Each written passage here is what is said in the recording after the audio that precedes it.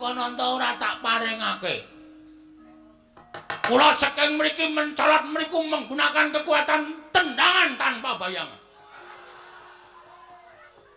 Sampeyan kena mesti muntah getik. Ya, Tru? Mbuh. Antel. Dewa-dewa sing ngarep do ngadeg. Lho. Bagong kok dituruti ora. Ngapa sampean? Ulun ora nrimakake. Ora nrimakake perkara apa? Perkara kita nggone swani kalian panjenengan iki Wang Pikulun Bathara Guru. Bagong bali apa ora? Ora. Kita bali ning jagat apa ora? Taunana windanana nek gamelan Lokananta ora mudhun ana ing ngalam donya ning ngarang kadempel aku ora arep tekan dindi. Tegese kita wani kalian panjenengan ulun. Apamu sing tak wedeni? Ayo metu nang repat kepanasan tak bondo tanganmu tak rangket sikilmu. Tak lebokake ning kawah Candra Dimuka. Oke dikur aku wedi wong karo kowe. Apa dikur aku wedi karo kowe? Truk, Bathara Indra tandangi. Aku sing nandangi Bathara Guru. Ya, manut kene.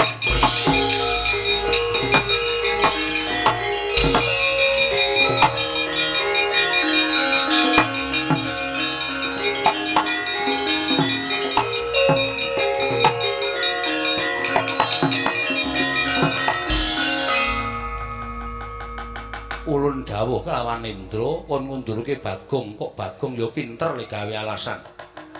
Isih tetep neng kene. Wah, cah pinter ya, cah cerdas e. Ayo, arep ngopo saiki? Tak jagani nang kene pukul. Sampeyan iki dewa wis malak lho. Kancane tangane loro kok sampeyan papat dhewe. Dobel ya sampeyan. Senengane dobel ya. Biasane siji mungsuh siji sampean mungsuh loro wae wani. Lah edan. Ya mau dipati iki piye iki? Bagong. Nun, sapa niki? Ya Madipati. Dewa tukang jabut nyawa. Sampeyan ra sampeyan melu. Apa dikira wau kula wedi karo sampeyan terus saniki sampeyan ngeleke karo kula terus aku dikira wedi karo kowe wae. Hah? Jabutan nyawane Bagong. Nek pancen iso jabut nyawane Bagong, pancen kowe dewa pengpengan. Muni kowe. Kampleng sisan. Lah edan iki. Ngapa iki? Teko ora. Melu-melu lan iki kewangi karo kowe. Dawuh karo Diprang Bathara Guru supaya maringake ngampil.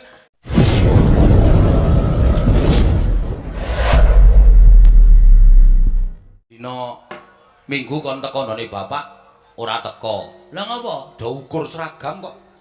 Aku ro gareng wis syukur beskap, ikete ya wis syukur. Lah kowe kok ora teko? Asem semari. Iki aku isin nek carane ngene iki ketok banget aku kere banget ya, Tru. Kowe ketoke duwe nganggo seragam beskap, tata kramane komplit. Aku celuk lambi mung nganggo kathok trene ngabang. Wis ora apa-apa. Ora apa-apa iki tetep engko nek mulih Semar tak ajar. Lho. Aja ngono to, bapak iki bapakmu kok. Kowe iki ya arep digaweke iket, ning bakale ora cukup, kudu nganggo korden. Anggepmu ndasku sak genthong ya. Kok dadak nganggo korden? Ah wong ukuran iket kok 86 ki sirah apa? Uteke gedhe. Kono kawan Bagong. Wonten dawuh, panjenengan sinten? Lho. Ulun Bathara Guru. Lho, guru kok yaene muridé sapa? Iki mula mau nek tak jak ning repat kepanasan tak asaku omong gong iki sowan dewa. Dewa iki beda karo menungsa. Dewa iki sing nitahke awake dhewe. Iki Sang Hyang Manikmaya. Wah, Mas Manik. Manikmaya. Mas Maya. Manikmaya komplit. Bagong aja sembrana. Iki apa iki truk sound system nang kene iki? Dengkel kita ya. Saya kayaknya padake sound system. Iki Bathara Narada, kami itu aning kayangan. Wo, sesepuh. Iya, aja sembrana Bagong iki kayangan mengko ndak kualat ya. Engko ning nganti kowe tumindak sing ora prayoga ning kayangan iki gone malati kabeh. Waduh. Tiwas aku mau nguyuh ning pelataran kono. Kowe kok ngonek abuh karemu lho, Gong. Asik lho. Kok masih ora. Kuwi sing kancam. Malah seneng ora. Ana kawan Bagong Padharjo sak praptaunira.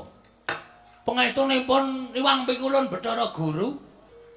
Guru basa Jawa. Wilujeng nering sambikala bekti kula katur Sang Hyang Manik. Maya. Maya. Ya Bagong ulun tampa. Pangestulun kebat kita tampani. Piye kuwi bahasane to? Kok jarine Bathara Guru kok ulun? Ulun iki aku. Lho. Wis omong Semar urung kowe nek ganti ulun. Kusike to. Ulun iki aku. Heeh. Ah kowe iki kita. Oh berarti kok bancaan. Bancaan apa? Ganti jeneng ora. Ngene, tandani. Wis tau ning Banyumas urung. Nek aku ki Inyong, nek kowe ki Rika. Oh iya, berarti basane dhewe padha karo Banyumas. Ora. Piye ya? Pangestulun tampanana Bagong. Inyong tampa. Ah ngandel ora. Wis goblok to. Rika, Rika. Kowe biasa wae basa menungsa lumrah. Pangestunipun Pukulun Bathara Manik-maya wilujeng bekti kula kunjuk. Iya Bagong ulun tampa. Oh, ulun tenan to, Dul. Heeh. Pangestulun kita tampani. Sampun kita ulun tampa, Pukulun. Iya. Prayoga nunggon kita lungguh. Kita sampun boten kirang-kirang ganggen kula lungguh wonten ngarsanipun ulun. Iya Bagong. Iya. Padha-padha. Aku malah wedi kok ngejak kowe. Santai wae, Tru. Petra kantong bolong padha raja sak prapta kita. Pangestunipun Iwang Pikulun Rada wilujeng bekti kula kunjuk. Ya Petra ulun tampa, pangestunipun tampanana. Kula pun dinggo jimat paripe daerah ing kasantosan. Nah, dalah. Bagong padha raja sak prapta kita. Iki sapa, Tru? Dara Narada. Dewa kok kaya jog dengkulmu. Pangestunipun Pukulun Bathara Antarada wilujeng bekti kula kunjuk Pukulun. Ayo ulun tampa, ulun tampanana. Ayo. Meriah pokoke. Meriah dengkulmu ora. Kok kaya renyah suarane kaya membahagiakan ngono. Iki dewa apa iki? Iki ora dewa apa, kami tuwa. Sesepuh nek cara nggone dhewe Mbah Kaum. Wo. So nek genduren ngundang iki wae terus dengkul kita lah. Petruk iki ngandani ya ngawur kaya ngene kok kaum. Petruk kanthong bolong Padharjo sak prapta kita. Sang Hyang Pikulun Indra Indra wilujeng bekti kula kunjuk. Ya Petruk pangestulun tampanana. Kula pun dinggo jimat paripe. Bagong Padharjo sak prapta kita. Pangestunipun Sang Hyang Bathara Basuki ngawur. Indra, aku ora tau apal dewa-dewa. Bathara Indra wilujeng bekti kula kunjuk Bathara Indra. Ya Bagong ulun tampa. Nggih. Engkantun piyambak sampeyan. Lho. Dana kali Kasina pun mati. Ngawur to. Kuwi dudu artis Indra Dana Kasina Indra. Ning Bathara Indra. Cip dengkulmu. Ojo tekan cip barang. Grup ya. Kula mbiyen sok nonton film sampeyan lho Bathara Indra. Lho. Ulun ora nate gawe film. Kaca aku bingung tenan iki. Aku sowan dewa bingung tenan iki mbok sumpah yakin ora tepung e. Mula kowe iki sok ketemu karo dewa. Angel ketemu karo dewa iki prosedure angel. Lah iya. Petruk padha kanthi raja sak praptamu. Iki sing bahaya iki, Gong. Sapa iki? Yama Dipati. Yama Dipati iki tukang apa? Tukang jabut nyawa. Hah? Tukang jabut nyawa. Waduh. Ki nek kleru ngomong jabut nyawane ya, Tru. Ah iya. Pangestunipun Ndara Yama Dipati Pukulun bekti kula kunjuk. Ya Petruk tak tampa. Bagong Padharjo sak praptamu. Wilujeng nering sambikala Pukulun Yama Dipati bekti kula kunjuk. Ya Bagong tak tampa pangestuku tampanana. Nggih, sanget anggen kawula mundi dadosaken jimat paripe. Kok alus nyawa e. Nek nganti kleru nyut ngono rekoso. Ha iya. Petruk Padharjo sak praptamu. Panjenenganipun Pukulun penyarian wilujeng. Bagong Padharjo sak praptamu. Ndara nekula. Hus. Ngawur wae. Suarane wis padha. Ayo suarane iki cilik ngono kae kok. Wah, ha sapa jenenge? Penyarian. Wah, pacare. Wilujeng bekti kula konjo ndara anu pukulun penyarian. Iya, Bagong, tak tampa pangestu tanpa nono. Kula pundi bersisa, bersisa. Mula ya ora salah aku nek kleru. Ha iya. Pangestunipun pukulun penyarian kula tampi andadosaken jimat paripe. Petro dalem. Eneng apa Petro? Sowan saka karepmu dhewe apa diutus dening bapakmu? Sowan kula menika mboten saking pikajengan kula piyambak, namung kula menika dapur dipun utus dening Bapak Semar. Bapakmu ya kene. Ha nika ngeten. Bapak Semar menika etok-etoke niku lak gawe taman hiburan masyarakat. Mengkono ben nggih. Bapak niku tuku lemah jembar banget. Kula niku takon ajeng gawe apa to, Pak? Petruk, kula tak crita nggih. Iya Petruk ora dadi ngopo. Aku ngene iki jane mengarep gawe seneng ati ning para kawula. Men sing tangga teparo do momong anak kuwi ana apa papan kanggo momong bocah, kanggo nyeneng-nyenengke anak, lan kanggo nyeneng-nyenengke kulawarga. Oh, lah terus papan iki arep tak nggo papan ya kuwi wisata. Wisata, nggih. Hiburan. Wah iki nek matur karo dewa rada angel, Gong. Ora apa-apa, santai wae engko rak dewane do ngerti. Jare guru kok ora dong. Ayo engko siki alon-alon. Papan wisata niku papan sing kena kinarya nggih garing-garep penggaling para kawula. Mengkono Petruk. Nggih. Nggih menika dipun sebut Taman Karang Kadempel. Henah para kawula sing menapa niku rawuh teng papan wisata sing digawe karo bapak niku pun kathah. Kula malah sing didadekke keamanan garing niku sing didadekke ngawati apa ya jenenge kuwi tempat-tempat sing dienggo wisata niku. Lah sing jaga tiket Bagong. Bapak niku rumangsane kok tekor terus. Monggo tikete niku payune akeh banget ning setorane dhuwit saka tiket niku kok mboten jumbuh karo cacahing tiket. Sing jaga tiket sapa? Niki menungsane. Niki. Tangane lho. Nudeng kok nang rai ra sopan. Lah aku mung nguduke kowe sing jaga tiket kok. Bagong kok iso kaya ngono sebabe? Nuwun sewu papan sing dingge taman wisata bapak niku akeh tuyule. Yen tuyule akeh mesti ana pengarepe tuyul. Pengarepe tuyul mau sapa? Kula. Ngandel ora ngaku to kowe. Ora sok kaya ngono kuwi Gong, wong bapak ki ragate ya akeh. Bapak ki modale ya akeh, ora sok kaya ngono. Kuwi wis dibayar karo bapak kok. Siap.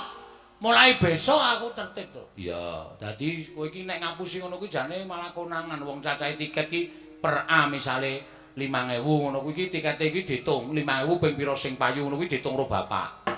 Bapak iso ngitung lho? Iso. Anggepmu bapak ora iso ngitung lho? Ya tak kira ora iso mulai tak colongi.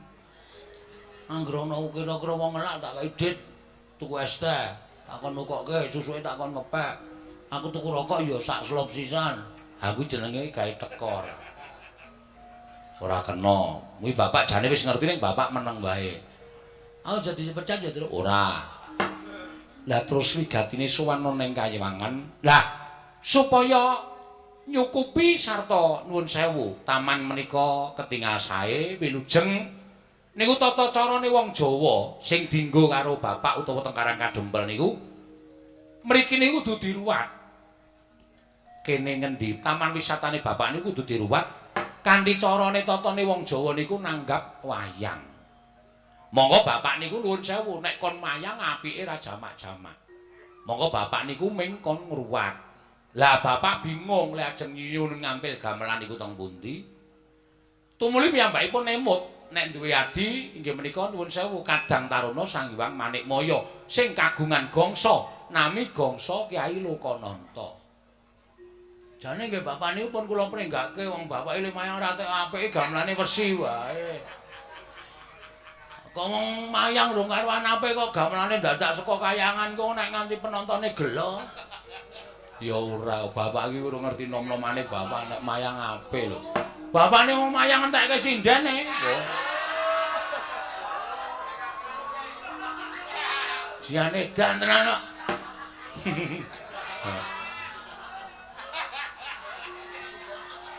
Mula saniki golek waranggana bapak niku kangelan tenan. Emoh do dijaki emoh ya. Ngawur ya Semar. Ampun gumujeng niku serius. Iya Bagong nggih. Ah niki terus. Iya. Dadi sowan kula menika diutus dening bapak nyuwun ngampil gamelan Lokananta. Komplit slindro pelok. Nek ajeng kepareng panjenengan sumun Prabu Hyang Pukul Bathara Guru menika paring dawuh, bapak niku ken bayar ya manut, ken ngijoli apa-apa ya manut ning gamelan Lokananta kudu rawuh teng Karang Kadempel. Dadi srana syarat ngruwat bapak nggih menika taman wisata sing enggal supaya nir ing sambikala. Dados sowan kula kali Bagong menika dipun dawuh dening bapak supaya nyuwun ngampil wujudipun inggih menika gamelan Lokananta. Mengkono Petruk nggih. Mila dinten samangke menawi Hyang Pipulun Bathara Guru kepareng maringaken matur sembah nuwun dene mboten nyuwun pangapunten. Kalih nek niki kula wis dikanteni bapak sekedhik arta dienggo pengenceng. Nek Hyang Pipulun Bathara Guru kersa maringaken inggih menika gamelan Lokananta niku wajeng kula pede. Apa, Gong? Pede. Pede ki apa? Manjeri lho. Goblok. DP. Hah? DP. Ameng kuwalik kok. Ora pas kok ya. DP kok pede. Niku mboten ketang sekedhik, mengke pelunasanipun 7 taun sakwise pentas. Arep ngecara ngendi kuwi ora bakal diparingi ngambil nek 7 taun sawise pentas ora. Ngoten mawon Bu Kulon. Kalih welinge Bapak nek Hyang Pipulun Bathara Guru niku kuwatir gamelan Lokananta niku kenging napa-napa mengke ditabuh para titah. Mengke peranganing Jawata kinen ngetutke tindake gamelan Lokananta. Kalih nyuwun dipalilah mangke masyarakat bapak-bapak kumpulan karawitan Karang Kadempel lajeng nuthuk gamelan Lokananta mboten ketang sak kempyangan men padha marem niki pun latihan inggih menika ladrang Subasiti. Apa, Gong? Ladrang Subasiti. Subakastawa, Subasiti Kastawa.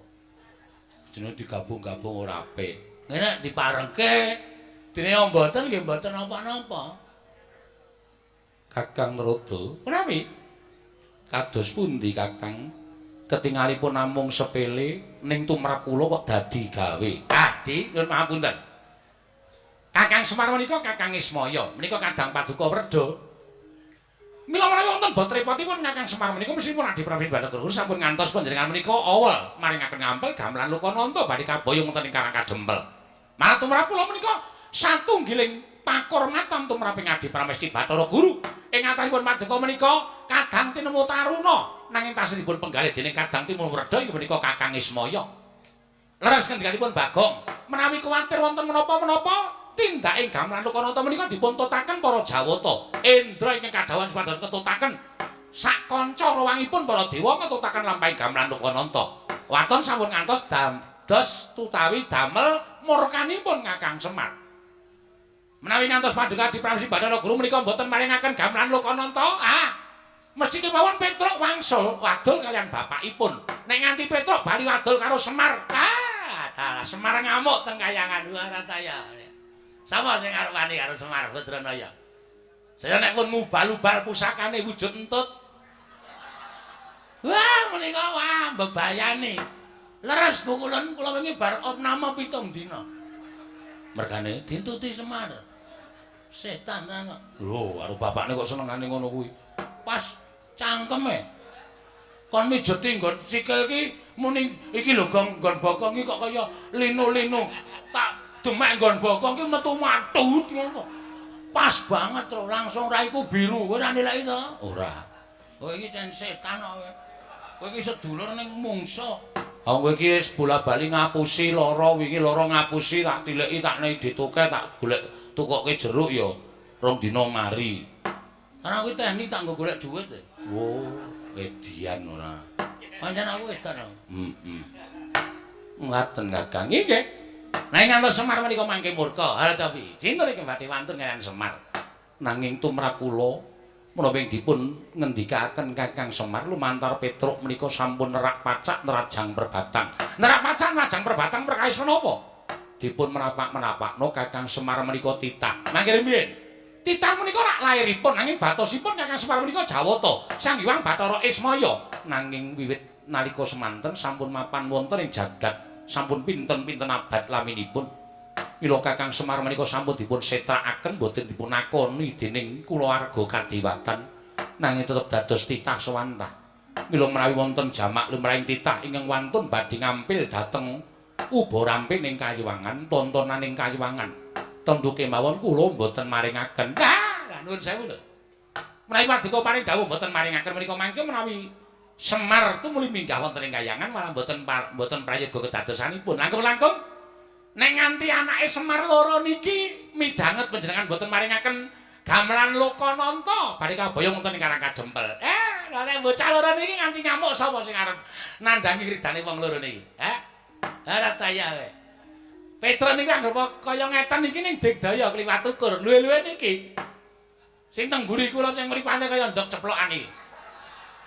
Iki nek wis muni nesu, sapa sing arepani karo Bagong? Dalah. Lho niki napa? Ora edan ana dewa kok ditirokke iki nek ora Bagong ora lho.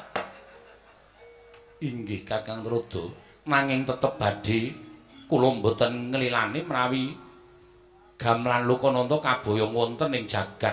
Lah menawi ngaten monggo, monggo. Ning nuwun sewu, kula tunggak waru godhong dadap. Tegesipun menawi wonten menapa-menapa Narada ora melu-melu ora melu garap. Kula aturi ngraosaken piyambak. Kula semanggaaken. Mrika sampun laturaken lho.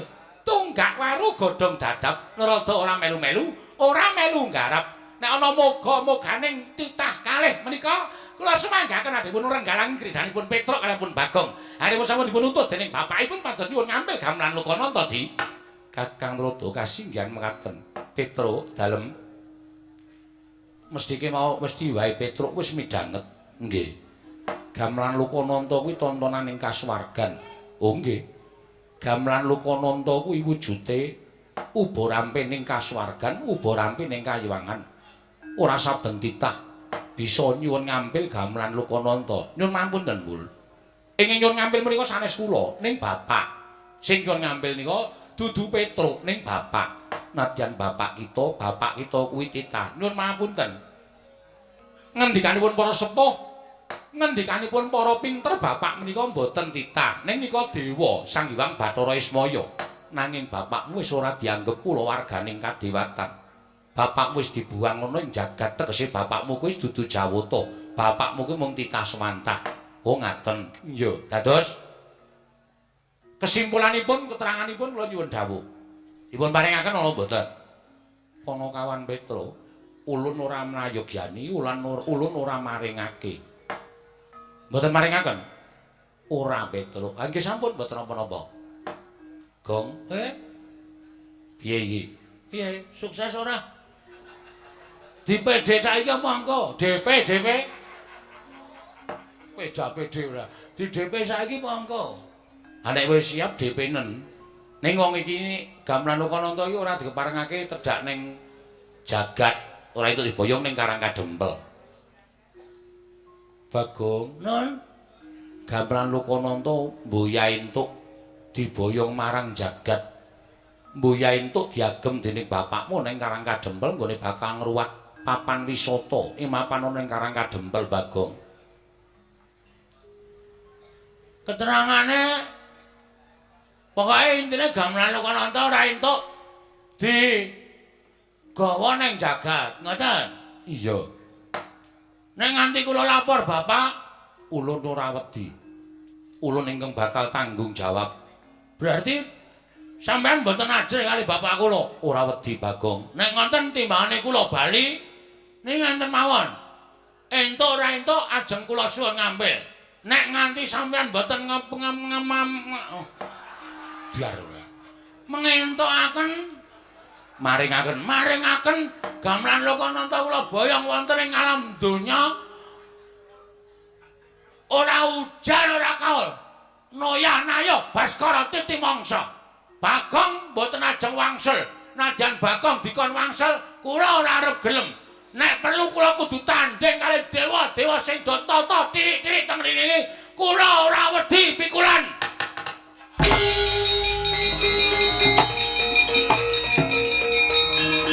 Minggir truk. Kowe biasa iki.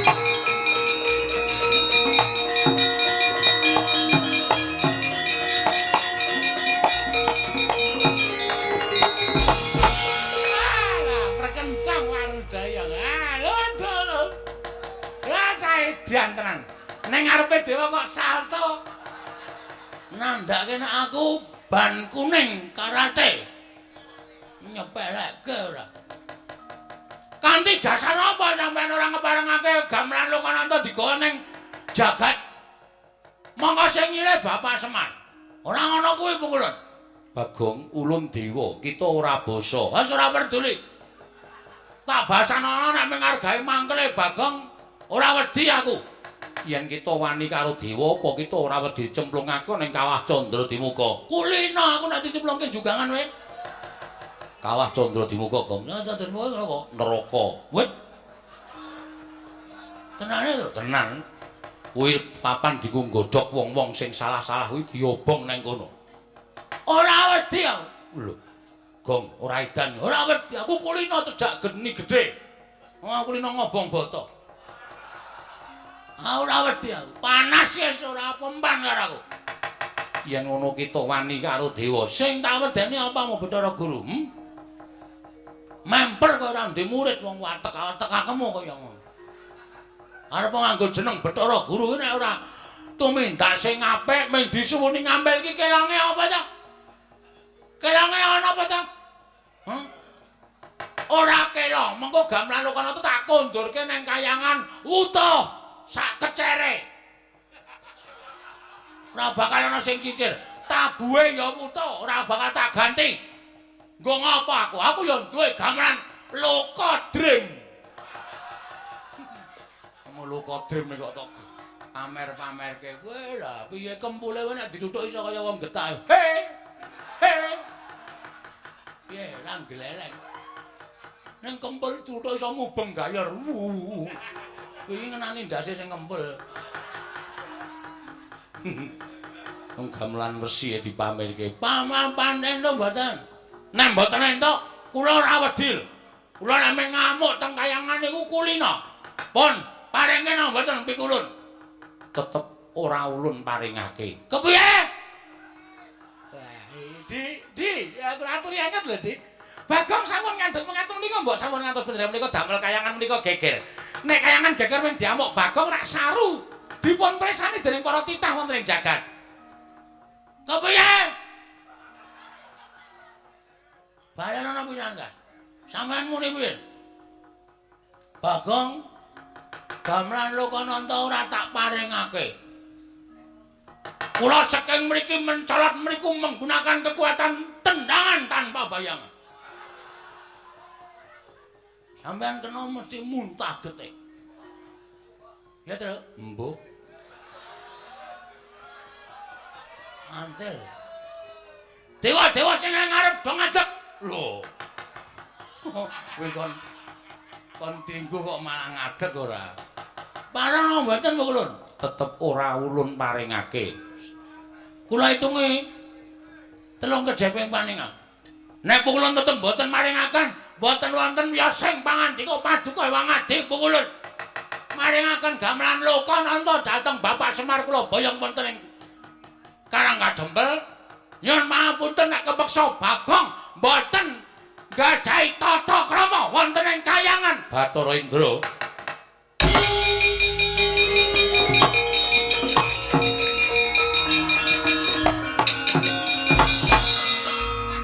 Bathara Indra kula wonten dawuh kula. Sira ulun dawuhi menika kula ketutupan tiyang kathah sanget. Petruk minggir aku ngarep Truk tutupi. Pokoke tutupi. Indra aja nganti metu. Metu entek-entekke kuwi bintang film e. Aja nganti metu, Truk. Bathara Indra, kita bakal nampa duka saka ulun yen kita ora enggal mangsuli kelawan Bagong. Bathara Indra niki ngestaken dawuh ulun.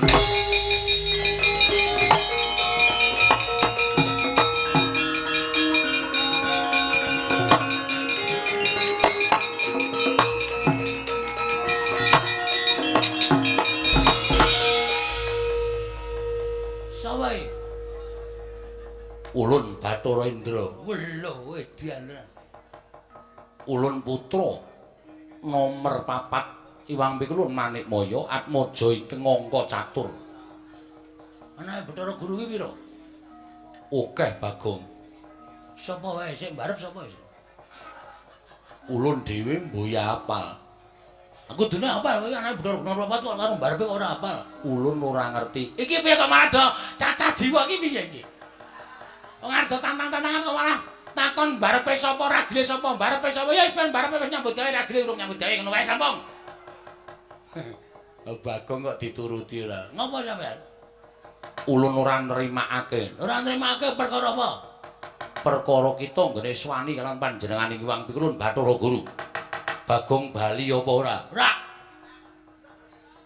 Kita bali ning jagat apa ora? Taunana windanana. Nek gamelan Lokananta ora mudhun ana ing ngalam donya, ning ngarang kadempel aku ora arep tekan dindi. Tegese kita wani karo panjenengan ulun. Apamu sing tak wedeni? Ayo, metu nang repat kepanasan tak bondo tanganmu tak rangket sikilmu. Tak lebokake ning kawah Candra Dimuka. Oke dikur aku wedi wong karo kowe.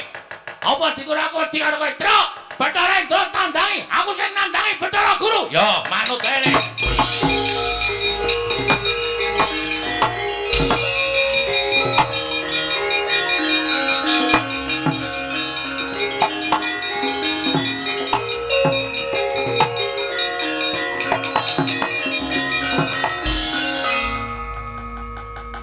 Ulun dawuh kelawan Indra kon ngundurke Bagong, kok Bagong ya pinter le gawe alasan. Isih tetep nang kene. Wah, cah pinter ya, cah cerdas e. Ayo, arep ngopo saiki? Tak jagani nang kene, Pukul. Sampeyan iki dewa wis malak. Lho. Kancane tangane loro kok sampeyan papat dhewe. Dobel ya sampeyan. Senengane dobel ya. Biasane siji musuh siji sampean musuh loro wae wani. Lah edan. Ya mau dipati iki piye iki? Bagong. Nun, sapa niki? Ya mau dipati. Dewa tukang jabut nyawa. Sampeyan ra sampeyan menu.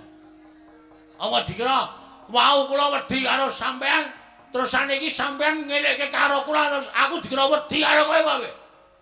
Hah? Jabutan nyawane Bagong. Nek pancen iso jabut nyawane Bagong, pancen kowe dewa peng-pengan. Muni kowe. Kampleng sisan. Lah edan iki. Ngopo iki? Teko ora. Melu-melu lan iki kewangi karo kowe. Dawuh karo Diprang Bathara Guru supaya maring ngambil. Ya kuwi gamelan Lokananta aku tak ureng-ureng. Aku nek nesu sapa-sapa tak ureng-ureng kok. Ora peduli ngewangi aku apa ora. Aku nesu ngene iki. Iki widodari waduh. Inggih, kula widodari. Wah, widodari ana sing parah. Apa kaya ngono kok widodari? Widodari iki jebul ana sing elek. Ya widodari iki werna-werna. Ha mburi kae widodari kok lemune ora jamak-jamak. Widodari iki mesti kane wong wadon. Awak-awakane kudu ramping apik. Nek carane bodi iki biola. Ae bodi kok kaya bok. Pucuk bongkot ora ana nggih-nggihane. Engko ngopo kaya widodari? Ah ya wis ben, kae nggo nyediani dewa elek-elek. Kaya kowe kuwi. Hus. Kaya aku piye? Ulun arep kaya ngene iki widodarine sing ayu. Wah, dumeh dadi pengarep terus kudu ayu lah. Agung aja kaya ngono. Mboten, pokoke kula kudu tetep njaluk gamelan Lokananta. Nek ora diparengake tetep kula ajeng ngamuk teng kayangan. Kita ora wedi karo Kawah Candradimuka. Mboten.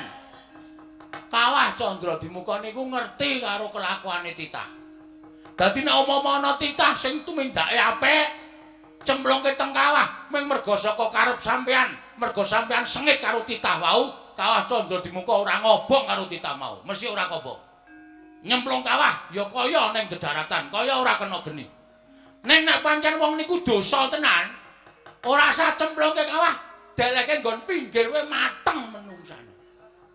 Ning Gandeng Bagong niki rumangsa kula ora salah. Kita salah merga wani karo dewane, merga dewa sing ora adil karo titahe. Sebab apa sampean bedak-bedake karo Semar? Sebab apa gamelan Lokananta ora entuk disuwun ngambil karo titah? Ayo, wangsulan. Semar ki dadi titah merga sampean sing menfitnah ning ngarepe Sang Hyang Pikulun Bathara Tunggal. Lho, kita malah ngerti. Ngerti wae, aku maca bukune. Bapak niku nyimpen buku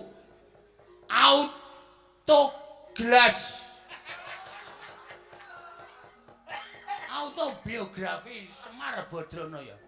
Saka sejarah pertama niku sampean laire ndok, ngerti ora? Sampean niku sing ragil dhewe dumadi saka kuningane ndok. Padha karo kula. Kula niki ya dumadi saka kuningan. Mula dados kuningane Semar. Ya jijiki saiki. Wong arek ting Cirebon sak penake dhewe. Ayo. Putihane dadi Semar, kulite dadi Tommy. Tokak. Tokak. Tommy joget. Kulite dadi Togok. Telu-telune anake Sang Hyang Bathara Tunggal. Merga nalika semana Sang Hyang Tejamaya karo Ismaya nedeng gladen peperangan, terus sampean wadul karo bapak sampean. Sang Hyang Bathara Tunggal, Kakang Tejamaya karo Kakang Ismaya do gelut kepengin dadi dewaning para dewa. Sang Hyang Tunggal duka. Eyang Sang Hyang Bathara Tunggal.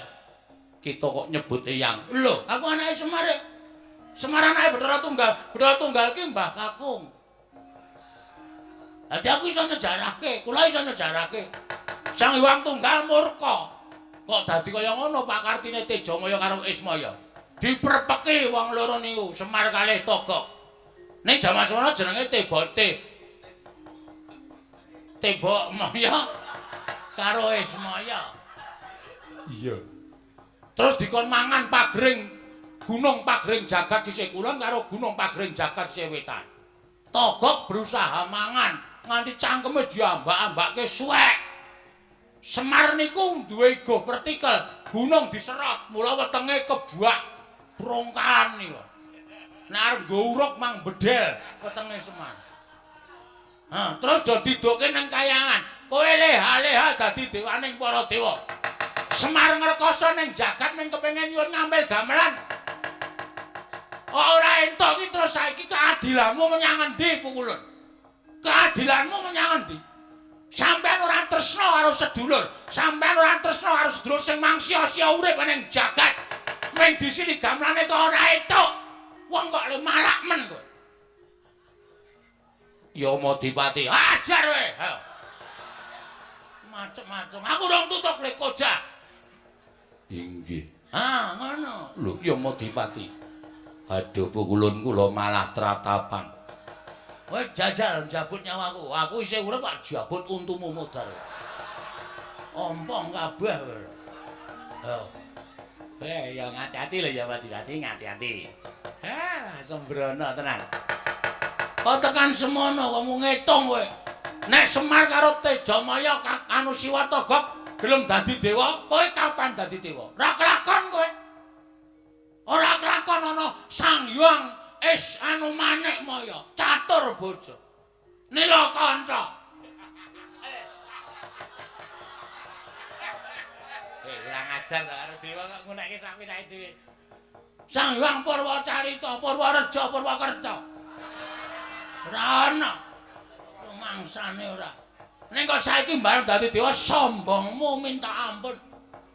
Kemewat kaya ngregem jimat. Awa dikira titah kaya Bagong iki rawani gawe kisruh kayangan. Tak enteni telung kedheping paningal, kowe ra menehke gamelan Lokananta, aku ngising sanggon-gon. Dipun suwun pados maringaken gamelan Lokananta iki kok ora kersa iki lho, malah tumrap kula ingkang nyumet dhateng kamontraning kayangan ndadosaken geger menika paduka Dipraosti Bathara Guru piyambak. Kakang Rada, menawi panjenengan sampun maring dawuh tunggak waru godhong dadap mboten melu-melu lan mboten melu nggarap. Ala becik bener lumput bejo cilaka bungah susah. Kula ingkang nanggel. Nggih, ngaten kula semanggaken. Yama Dipati wonten dawuh. Aja wedi kangelan lan aja samar lawan apa ingkang katindakake dening Kakang Ismaya. Bagong lawan Petruk dirangket. Sawise dirangket pasrahna lan panjenengan ulun dhewe ingkang bakal nyemplungake nang kawah Candra Dimuka. Nun ngestaken dawuh. Nyuwun pamit madhal pasilan sing ati-ati aja kaya bocah cilik. Kakang Rada, prapi sampun paripurna pasewakan penyarian kula wonten timbalan Bukulun. Budalna ingkang padha seba ingsun kundur ngedaton. Kula nun ngestaken dawuh. Nyuwun pamit madhal pasilan sing ati-ati aja kaya bocah cilik. Penyarian Purna gatining pananggilan. Sang Hyang Pikulun, Sang Hyang Bathara Guru, sigra mandhap saking sila kandha waru binangun. Katampi gambaran bungkul kencana, kayap sanggaring para widodara widodari, para jawata hapsara hapsari. Nalika semanten tindaknya Sang Hyang Manikmaya, lamun katinun saking Mandrawa, kaya tansah sesanti kamulyane. Petruk kantong bolong. Pukulun Sang Hyang Bathara Indra. Kowe titah ingkang nyula wetha wani nantang karo Bathara Dewa. Wani gawe geger kayangan Suralaya. Apa wis serep nyawamu? Nyuwun pangapunten. Tinimbangane kula wangsul didukani kalih bapak. Bapak namung pengin nyuwun ngambil gamelan Lokananta. Ewadene para dewa kok mboten maringaken. Lah niki kula sing ngrupang ngrasake nek para dewa niku mboten adil. Pun kula sejarahke. Bagong wis nyejarahke, Ataga. Dumadine bapak, dumadine Siwa Teja Mantri, dumadosipun Pukulun Sang Hyang Manikmaya. Tak kira mboten luput napa sing kula aturake sipun Pukulun Sang Hyang Bathara Guru. Ning tetep mboten maringaken wujuding gamelan Lokananta, nyuwun pangapunten. Arpa Petruk niku persasat mangke remuk disawurke, putung dibandhemke teng kayangan. Ning bapak ajeng kula labuhi pati. Yen ngono enteng karo patimu, mboten enteng sebab napa pati urip niku sing gawe sing kuwasa. Mapano tak bondo tak krincung sikil lebokke ning kawah Candra Dimuka. Carane sapi mang jagariyen Bu. Nek kula wis ora iso obah, ora iso grawat mang bondo tangan kula mang krincung sikil lho. Gene marganing patimu. Nuwun sewu nek kula wantun kalih sampeyan.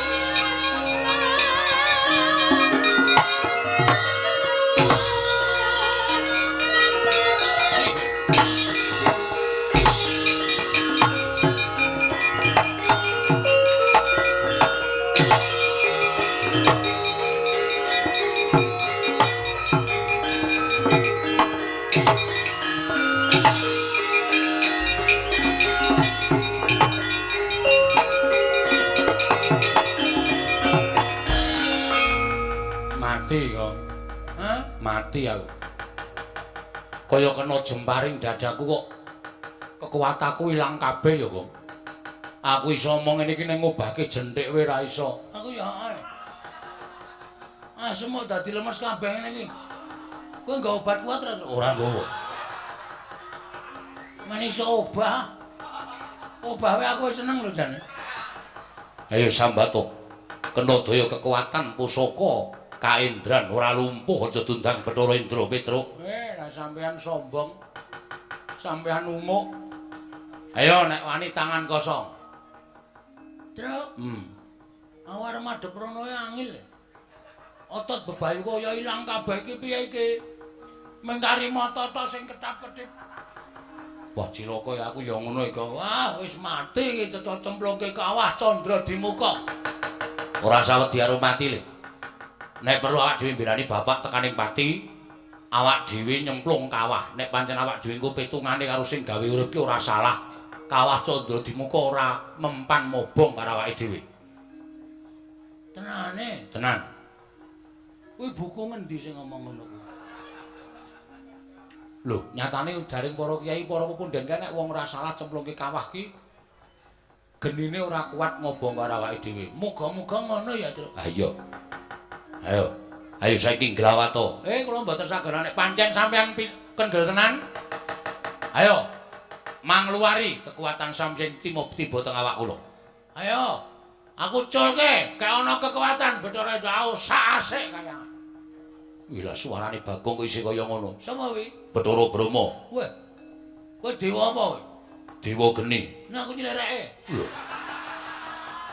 Dewane geni kok cilirek. Mesti kowe kejaba kowe nggo gas bareng to kowe. Wah, Bagong ki pancen omongane nganyelake. Sapa kuwi, Truk? Bet ketoke ya Madipati aku nyawang saka kene kok sandangane. Kae rasa kon melu-melu kok njabut nyawa cilaka, Truk. Ayo sambato kowe ora iso glawat tak jabut nyawamu. Wis aja kesusu ya Madipati nek ora mau dadi jabut ya. Bagong. Pancen cangkeme elek kok Bagong. Wis kowe ora iso glawat tak bondo tak krincung sikilmu. Kowe tak bondo tak aturake wang pikulun Bathara Guru nampa pidana Petruk. Pun kula saniki wis ora iso apa-apa. Manapake ora apa-apa. Truk. Kirim SMS karo Seman. Lho. Tanganku ora iso obah lho kok. HP iki ning sak ning ora iso obah. Nek iso aku kirim SMS karo bapak, "Pak, aku tulungono bapakmu sing munggah kayangan ngamuk." Piye ya carane iki? Ha wis sakdi pasrah wae iki ora iso piye-piye iki. Wah, cilaka tenan iki. Mati tenan awake dhewe, Truk. Ora usah nangis, ora usah nangis. Ora usah nangis dasmu. Anakku cilik-cilik. Anakku sing cilik dhewe iki lucu, Truk. Iki aku ngerti kaya ngene iki aku ora melu. Gong. Belani bapak iki diantepi rasa gembeng. Oh, cah jiri ora. Ora bojomu ora ya isih to ora ya dopeni bojomu to. Gareng urip, Truk. Lah ngopo? Ora ngerti ta. Gareng ki seneng karo bojoku. Oh, berarti lek nangis iki wis melang nek bojomu dipek gareng. Ora apa-apa men gareng men kecingkrangan uripe. Nguripi bojo siji wae rekoso karo bojone loro aneh-aneh ora. Wis diantepi atine. Oke. Semangat. Semangat. Mati ora apa-apa. Wah ya aja. Mati ora apa-apa. Ora apa-apa diantepi wae. Yai Bathara Brahma Yai Bathara ya Madipati. Petruk dibondo tangane Bagong, bondo tangane aturke Sang Hyang Jagat Grinata. Yo ngestoke dawuh Kakang Bathara Indra.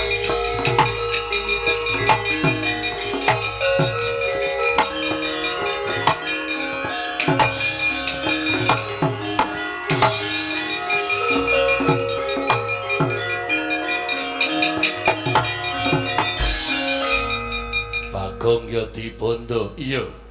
Dibondo digawa ning ngarepe Sang Hyang Bathara Guru. Wah, mati dening aku ayo nglelengo saiki. Ora gleleng. Ora wani gleleng dudu Bagong. Wah, rangket tanganmu tak krincung sikilmu, lebokke baku jarane. Ora. Ngandel ora. Modar kowe. Arep aku wis ngene iki ora iso mbales apa? Kapokmu kapan mongko aku bar mangan pongge pirang-pirang. Ora setup ngono. Waduh. Mulek-mulek ya. Buyer. Lah entute kok turun bapakne. Ayo, kapokmu kapan kowe? Waduh. Dirangket.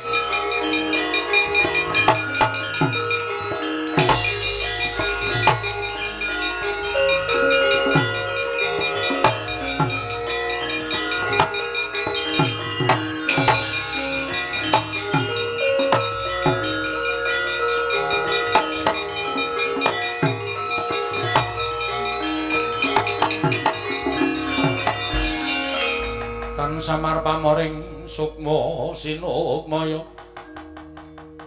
sinukmaya winaya ing asepi sumimpen telenging kalbu pambukaning warana tarlen saking liyep layaping aluyup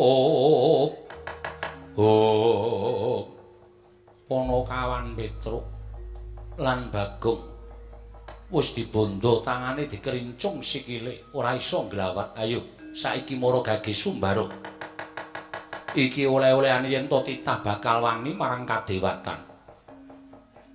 Wis kok iki idian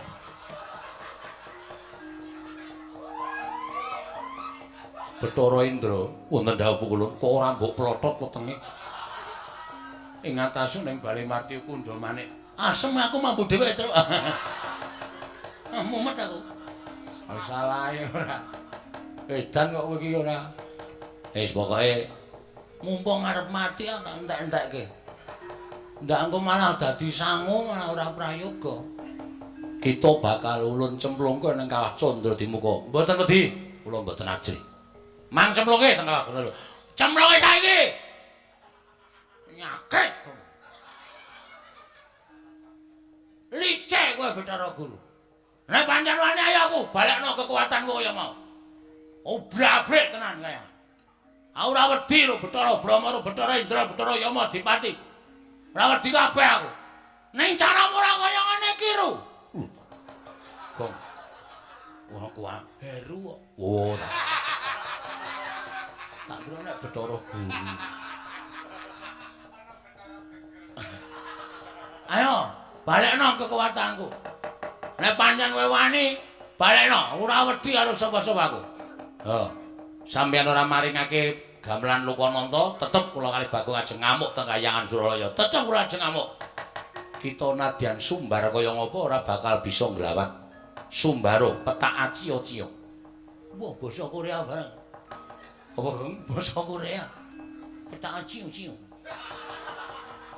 Iki basa sastra Jawa iki bidalang biyen iki sok muni Sumbara petak aciya-ciya ngono kae. Petak aciya-ciya. Ciang bulu cuek-cuek ciang. Edian. Bathara Indra kula wonten maring adhawuh. Aja nganti digawe macak. Kowe terus arep dipacak ora. Kuwi basa Jawa iki. Panakawan sakarone iki cemplungna ning Kawah Candra Dimuka. Wis to meneng. Santai. Santai piye? Mati tenane iki, Truk. Pokoke pasrah, ikhlas karo pasrah. Oh, alah. Lah mulih tenane aku, Truk. Wis ora ketemu karo sayangku. Waduh. Sapa? Bebek. Waduh. Bojomu bebek, bebek senengmu. Bebek kok, bebek. Oh ayo. Bathara Indra cemplungna ning Kawah Candra Dimuka. Lho iki ngestakaken dawuh. Nanging pukulun ora usah dadak sira wani tambuk. Perkara iki ulun ingkang bakal nanggung perkarane mati dening aku Panakawan Petruk.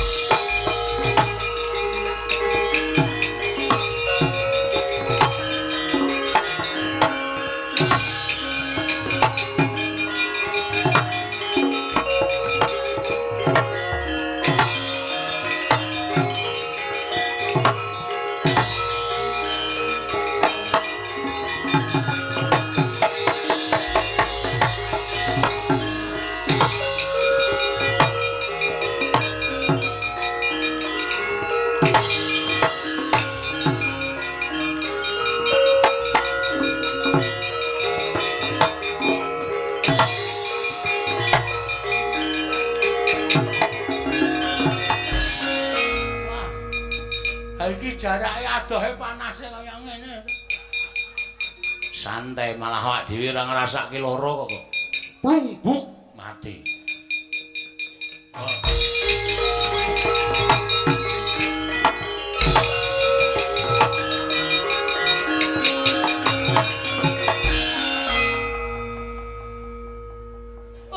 Ramentolo aku.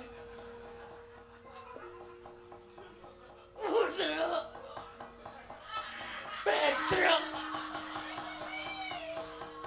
Bareng kobong kok rambutmu mabuk. Kok pindhole mabuk. Ayo sambato bapa ngakoso Ibu Merti. Kowe bakal tekaning pati cemplungke kawah. Sik. Rasa tak cemplungke mo, Brama. Petra wis kebaca tak cemplungke. Aku rasa tak cemplungke, aku tak nyemplung dhewe. Nyemplungo. Tulung plotroke katroku. Kok dadak masa nyemplung telesan. Kuwi geni kok telesan. Wis jaluk pamit, Truk, tak tututi, Truk.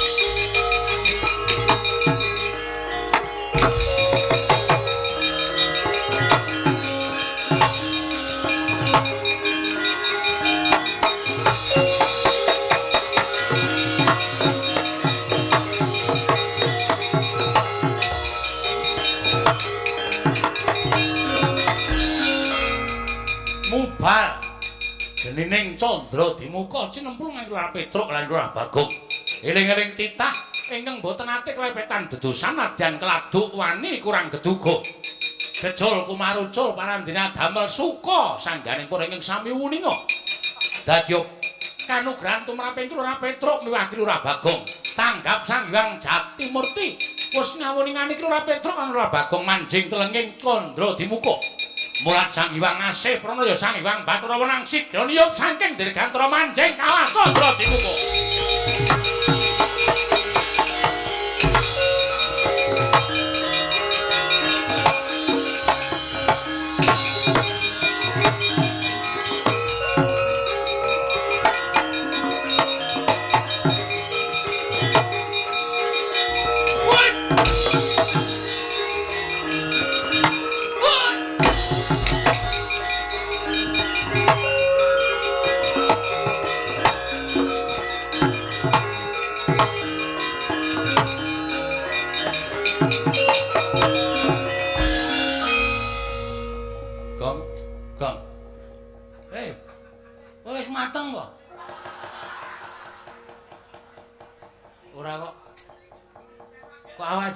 Ngrasake panas ta iki, Gong?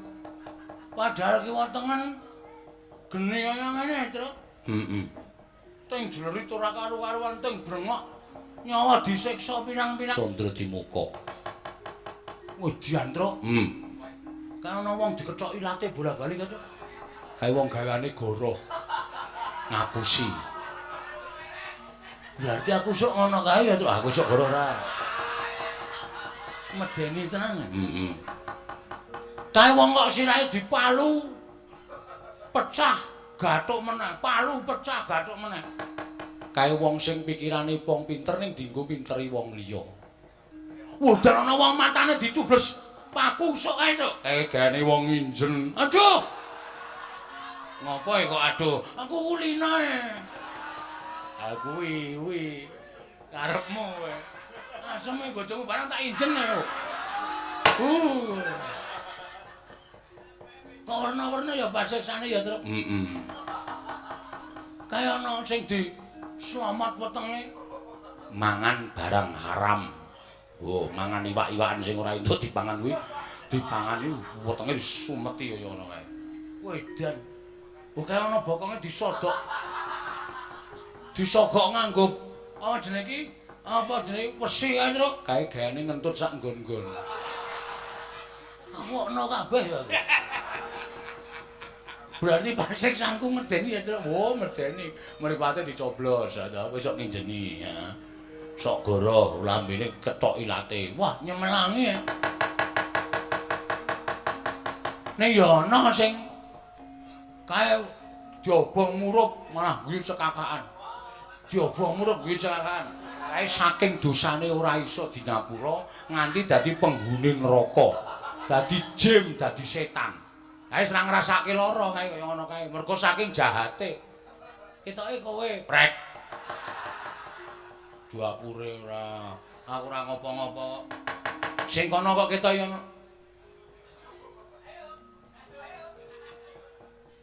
Gong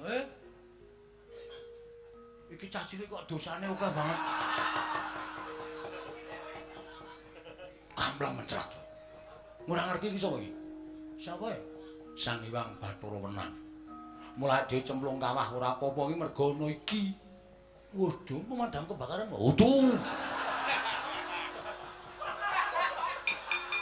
Kok wek-wek lambemu lho. Apa karo geni kok endele ra jamak-jamak nek ora pemadam kebakaran ora ono to. Gong tak omongi. Pemadam kok pematang. Pemadam kok kowe tak omongi. Kowe mau iso crita Sang Hyang Bathara Tunggal. Heeh. Ya ta? Heeh. Bathara Tunggal iki sapa? Bapane Bathara Guru, bapane Semar, kuwi kambah kakung awake dhewe. Heeh. Lah iki bapake Bathara Tunggal. Wo.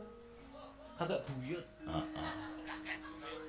Ora kakek buyut niki sesembahaning para yai wong-wong dewa Bathara Guru nyembah karo iki. Kok cilik to? Ayo ben. Cah SD kok pintere ra jamak-jamak. Cah SD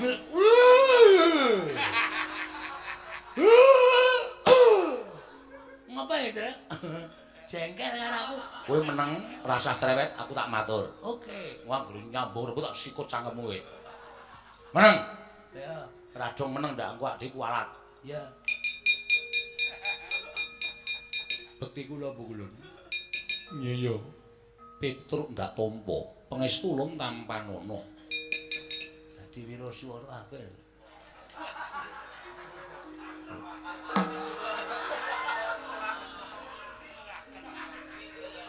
Cilik kok suarane gandem. Dadi MC wae, Truk. Ning bermersi. Ana kowe lunga ana kok cedhak sing diketok ilate iki. Gah! Ngono ilatku malu diketok. Aku iki cerewet kok nang ngene. Meneng male to? Bekti kula Bulun. Iya. Wah, iya.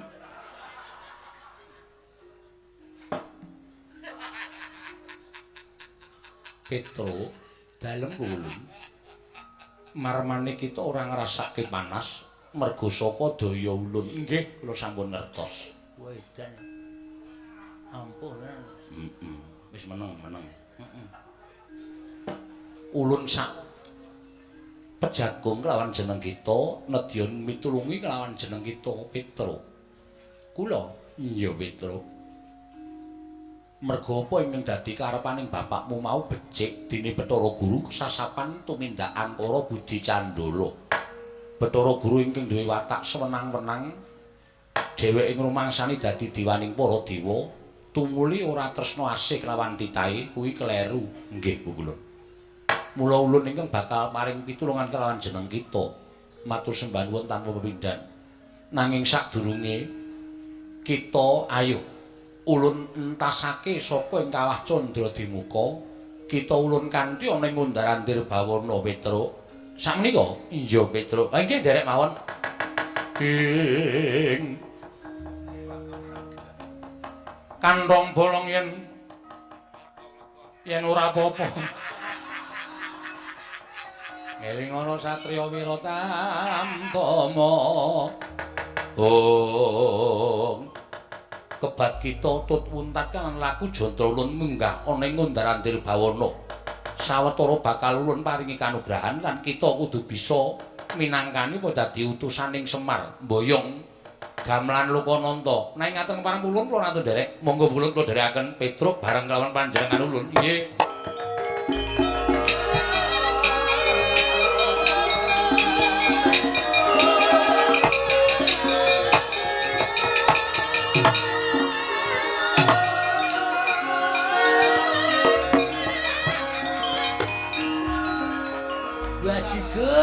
Bajigur.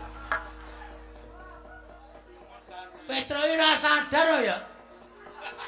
Petro iki hilang ingatan ya. Nek nggawa aku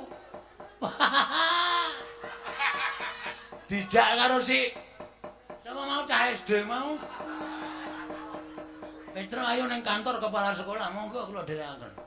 Lah kok lali nek aku nang kene. Weh, lah penyakit.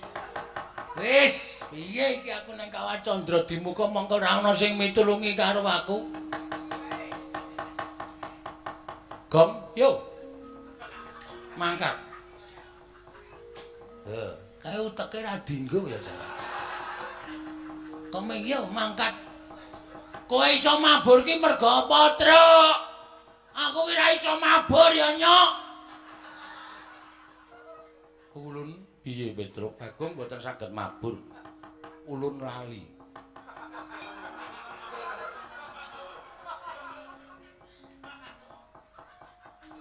Kae ngopo cacile kok ngambung bathuk barang. Wis dinehi kekuatan mabur cah goblok. Wah, timblis kok kene modar ora. Yo. Nang ndi? Kalasan. Mundarandir bawana. Melu ya, Truk? Mabura.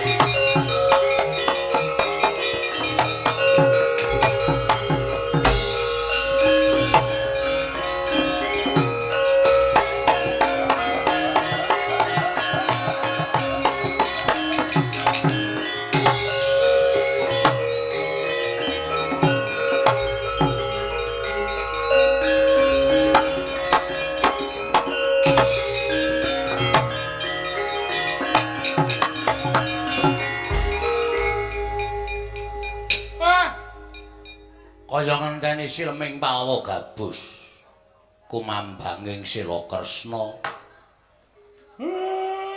Anakmu kan aku Petruk karo adimu Bagong tak kongkon ning kayangan kok ora mulih-mulih.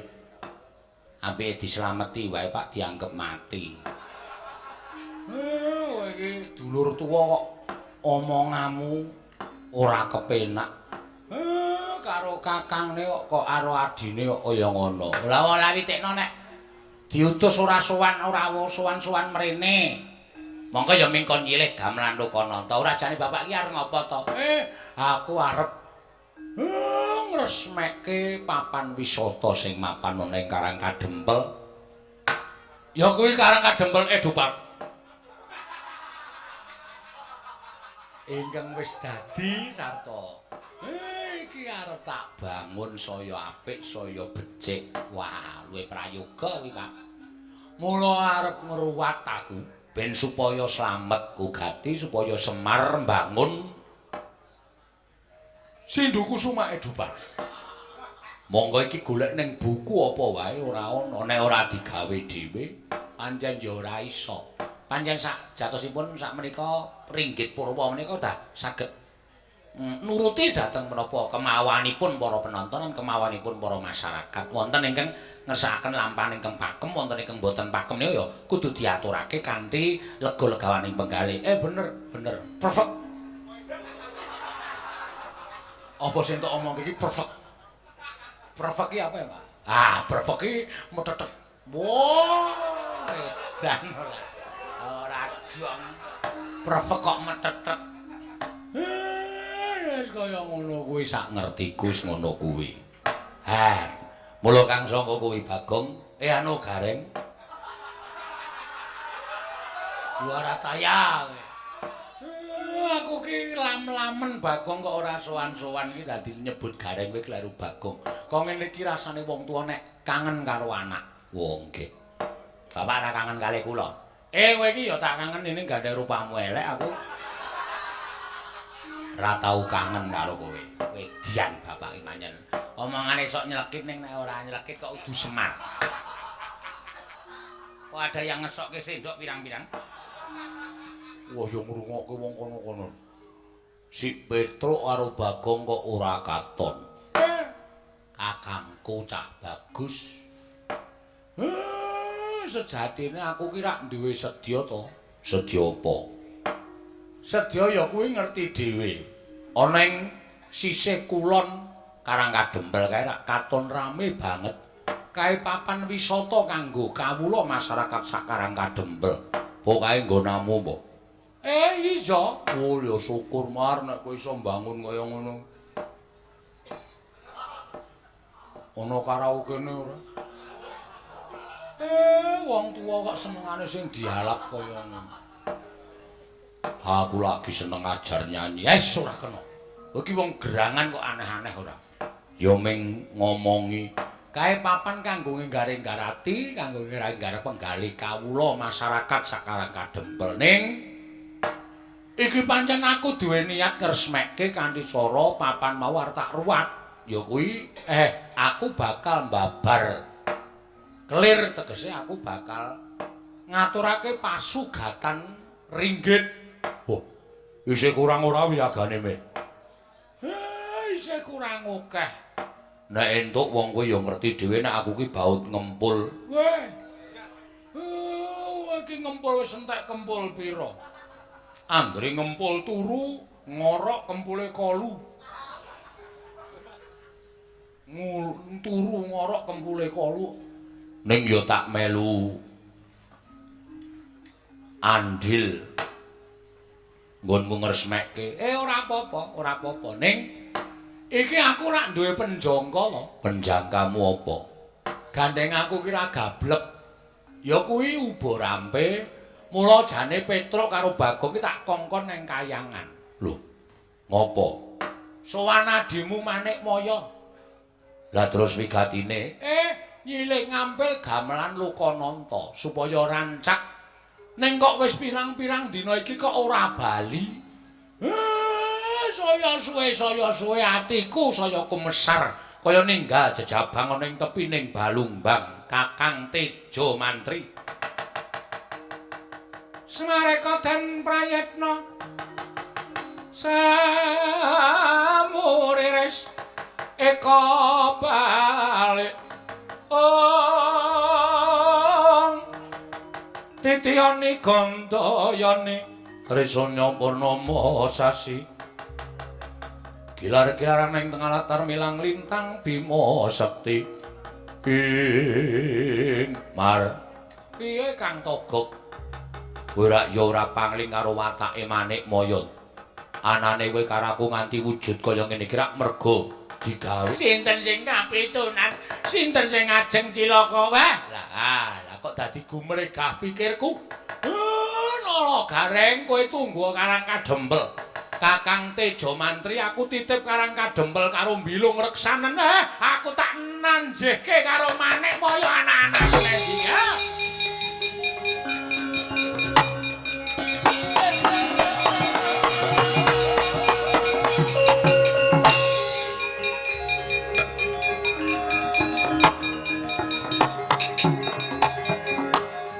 Lah malah entuk gawean. Madang urung, Pakde? Ya urung ya, lah wong jeneng kuwi Adi Ratu Sabrang kok madang kok urung yaene kok nganti urung madang. Pakde bulung madang urung? Belum. Baru cemilan. Ayo do madang yo. Apa ana apa? Weh, padake wong tipis. Segane cething. Lawi lemari. Sono Paranana. Caiduan ora ana apa-apa kok. Aku muni piye? Segane ceting lawe lemari. Nek tedas letaken. Setan ya ora. Karo Pakdene kok kaya ngono. Ya ora Pakde, aku sayang karo kowe kok Pakde. Wah, sake mendosol. Undangan kok biru. Kuwi ana sing abang barang kuwi. Nek kene 100 Pakde. Lho ora tenan to. Madang ora? Madang 100. Ngombe tok 50. Kok larang men? Karang kadempel padake nggo namu. Apa-apa wis maju, apa-apa larang. Gotut to piye? Apa? Gotut. Ora iso ngarani. Wis yo, rasa kowean gurung tak derekke Pakde gratis. Aku ki anak sing abot karo wong tuwa kok tak derekke gratis. Saya bagaimana? Mangan lemah sakarmu. Yo aja milung ki yo kancaku. Yo gratis kabeh iki mung guyon ora sembrono, ora kok tenanan. Tak sugata.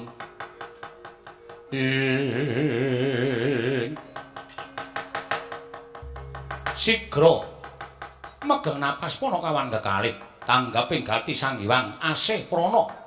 Eling-eling jawata sak ciptane dadi sak sedyane ana. Ilang wujuding Lurah Petruk, Lurah Bagong. Satring Madukara miwah, satring Jodipati. Dadya kaget kadrokasan Lurah Petruk kantong bolong wae.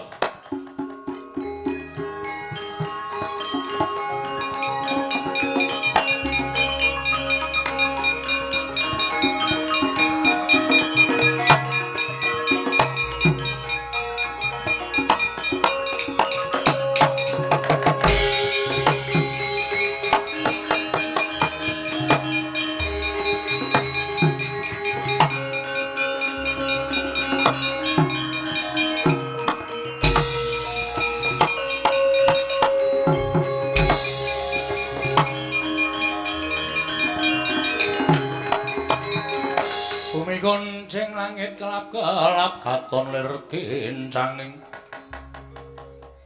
kincanging risang mawek gandrung sabaran katulu ukir moyak mayik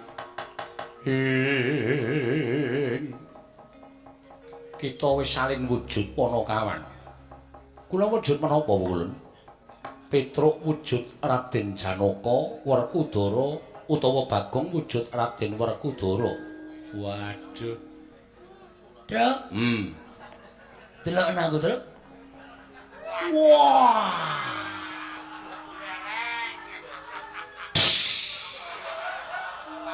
Ngopo kok gembos bane? Werkudara iki sing duwe mesti muring-muring iki. Gawe Werkudara apik-apik kok minggu walikan Bagong. Diampot kae ngene.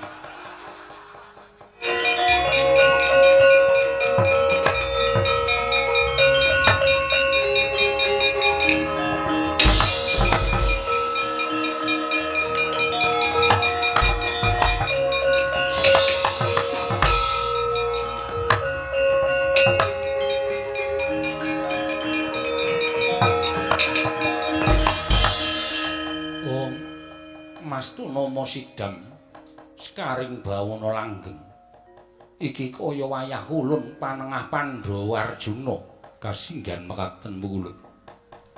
Kula ingkang wayah pun Arjuna kepareng kula ngaturaken sembah pangabekti kula kunjuk yaya ulun tampa pangestu ulun tampanana Janaka kula pun dinggo jimat pariping dayanana ing kasantosan Werkudara padha raja saprapta kita.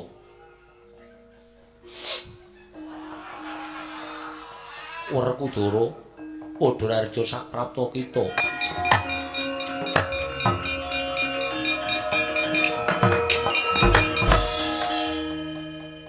Naka dadi kita digdaya Janaka Werkudara. Tiyang boten lepat menika boten badhe kenging pusaka menapa-menapa. Wah, wong dodol kupat ora bakal kena pusaka apa-apa. Kakang Mas ngendika menapa? Kowe mau apa? Tiyang boten lepat. Waduh, krungu wong dodol kupat. Saya esuk. Ora ana kegumana musik, ora paning aku kejaba mung tumpukaning sego. Kakang Mas menika werna-werna. Naibu kula mboten saged nirnaken dhateng kula paduka ingkang badhe kula damel lengser saking Silakanda Waru binangun pukulun.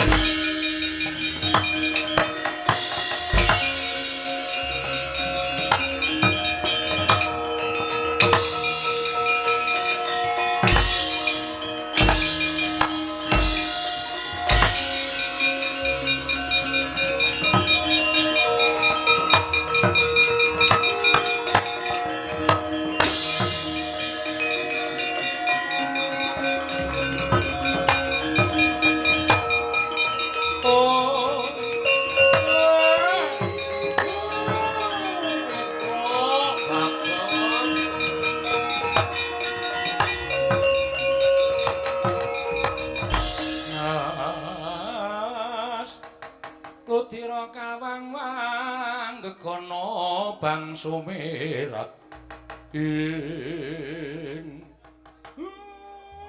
Petro kowe tak kongkon malah tekaning batik. Bagong sapa sing arep gawe panglipuring kawula sakarang kadempel. Monggo kowe sing ditresnani wong sakarang kadempel Bagong.